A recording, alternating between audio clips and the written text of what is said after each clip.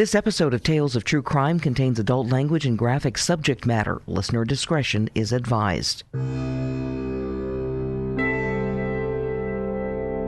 Hello, and happy Halloween. This is your host, Troy Larson. I searched for a special subject for a Halloween podcast. Something short that wouldn't take up a lot of your time, because hey, it's Halloween, and we all have plenty to do.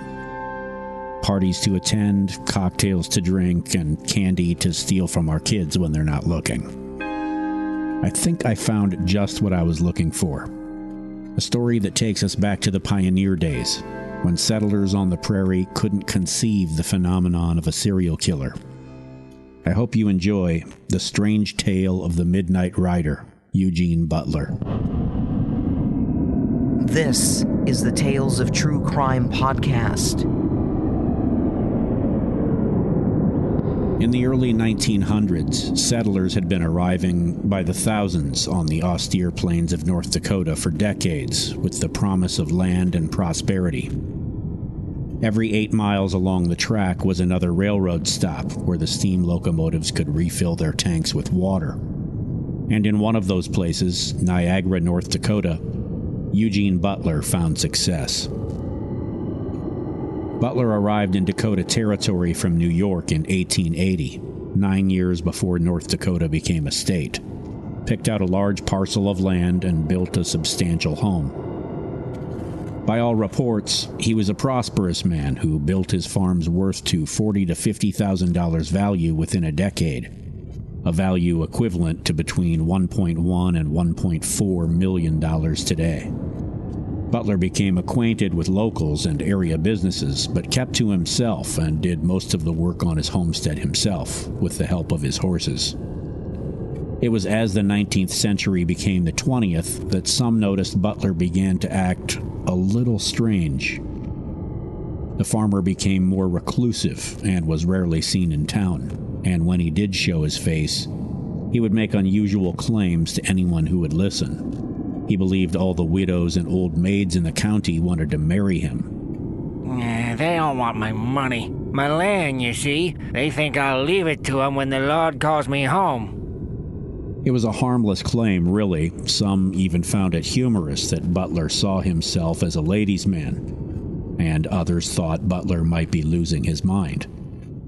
His claims, however, got stranger.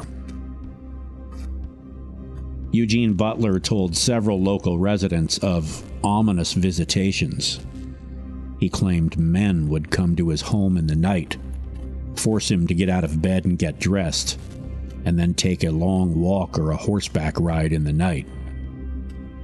Who were the men? How did they get in his home? Butler never had good answers when the questions were asked. But soon enough, area farmers would hear the sound of galloping hooves in the night, and Eugene Butler bellowing at the top of his lungs in the otherwise quiet countryside. No! Keep them away from me! I won't do it! You can't make me! Leave me alone! Butler's behavior was considered very strange, even frightening by some unlucky enough to have him gallop by their house at breakneck speed, shouting in the middle of the night. His bizarre antics were attributed to a number of things we would consider odd today.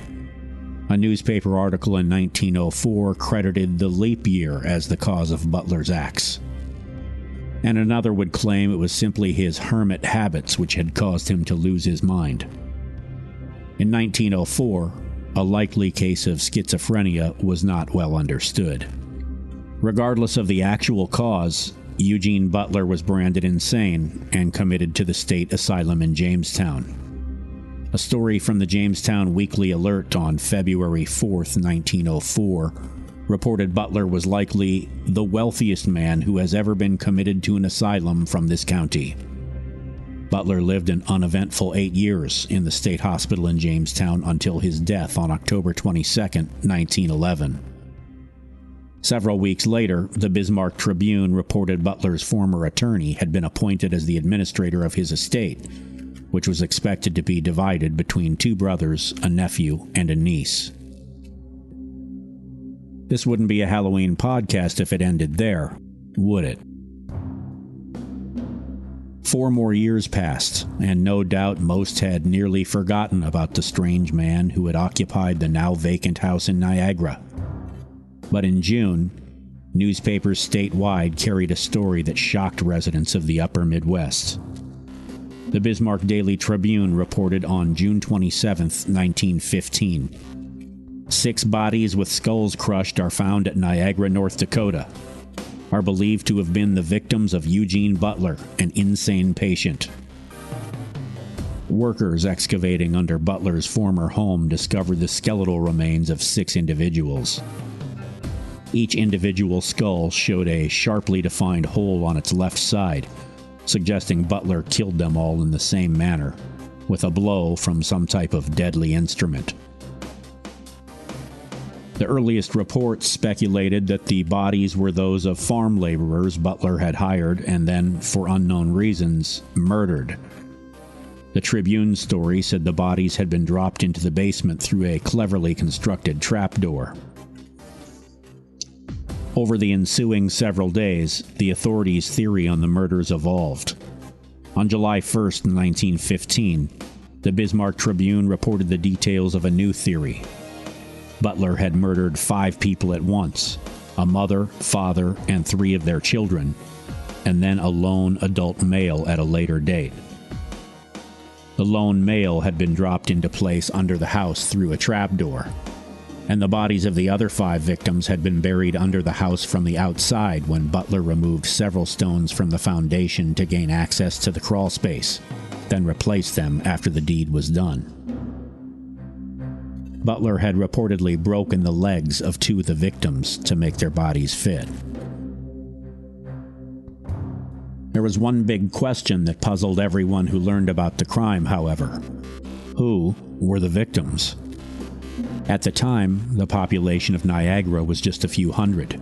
An entire family could not disappear without notice, and yet there appeared to be a family buried under Eugene Butler's former home.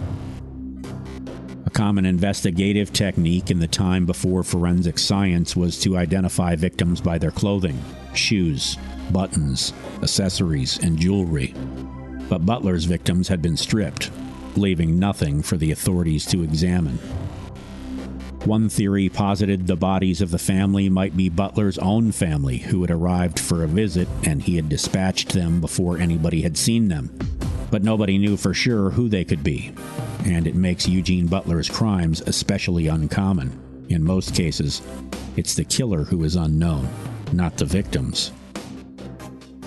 In late July 1915, a possible identity of the single victim came to light.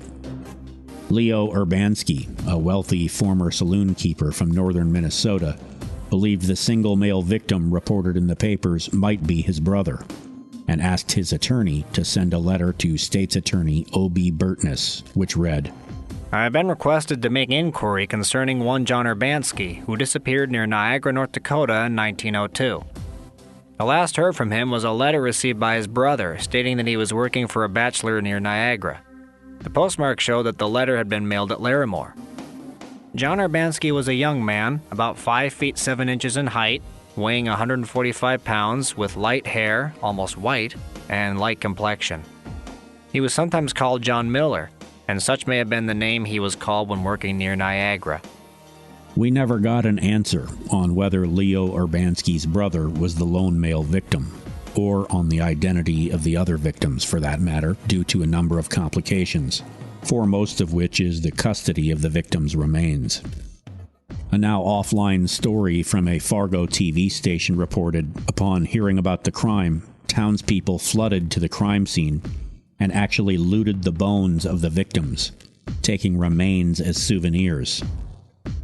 Another story from the Ward County Independent said the bones that remained after the looting were stored in the basement of Grand Forks Sheriff Art Turner. The current whereabouts of that physical evidence and the original case file is unknown. In the century since, numerous alternate theories have been proposed. Some have disputed the claim that a family accounted for 5 of the victims, insisting that the victims were all male adults. Another theory proposes all 6 victims were adult females, former housekeepers to Eugene Butler. The evidence is gone, and even Butler's former home has been razed. Unless someone finds some bones in an attic somewhere and comes forward, there will likely never be an answer to this mystery. In the absence of physical evidence that could be tested for DNA and linked to a missing person through genetic genealogy, we will likely never know who were the victims of the Midnight Rider, Eugene Butler. Tales of True Crime is written and produced by Troy Larson for Midwest Radio of Fargo-Moorhead. Follow Troy on Twitter at True Crime Troy. Thanks for listening.